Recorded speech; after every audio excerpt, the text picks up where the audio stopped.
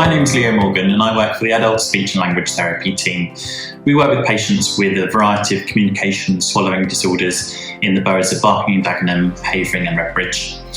During the COVID-19 pandemic, we've had to change the way we work and reduce face-to-face contact to help control the spread of the virus.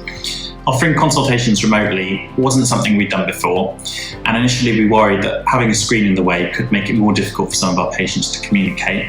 And some of the aspects of our work can be quite hands-on. For example, when we do our swallowing assessments, we might palpate the patient's neck whilst they're swallowing, or feel the voice box for levels of muscle tension whilst they're speaking. There's emerging evidence for the effectiveness of certain assessments and interventions by remote consultation, but initially, clinicians did not feel confident that remote consultations would be effective or that they would best meet our patients' needs. However, once we'd given it a go, we soon discovered that remote consultations could be far more effective than we expected.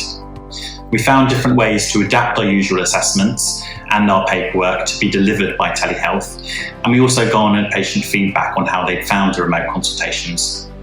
We learned from each other as colleagues about what had worked well and what hadn't, and this has helped us feel more confident in our practice. We developed some guidelines to help us make decisions about when to offer a face-to-face appointment versus a remote one.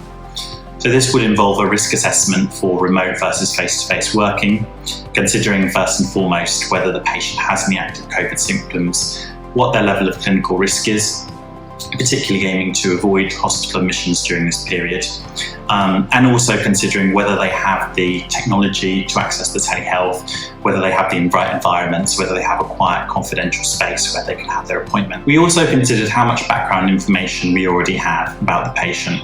For example, have they recently been assessed by another speech and language therapist, in which case an observation remotely may give you enough information.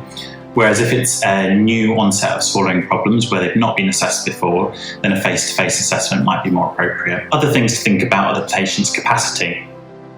So where a mental capacity assessment was needed, for example, to make a decision about eating and drinking, sometimes a face-to-face appointment was essential in order to make all the reasonable adjustments for that patient to demonstrate their capacity in relation to the decision. We're currently using a hybrid model. Patients will typically be offered a remote consultation in the first instance, unless there's a clear clinical rationale why a face-to-face appointment is essential. And if we feel clinically we can get the information we need with a remote consultation, we'll encourage telehealth as a first option, as some patients, as we were, may be hesitant to try it initially. But from the feedback we've had so far, most patients seem very happy with the telehealth and would opt for it again if they were given the choice.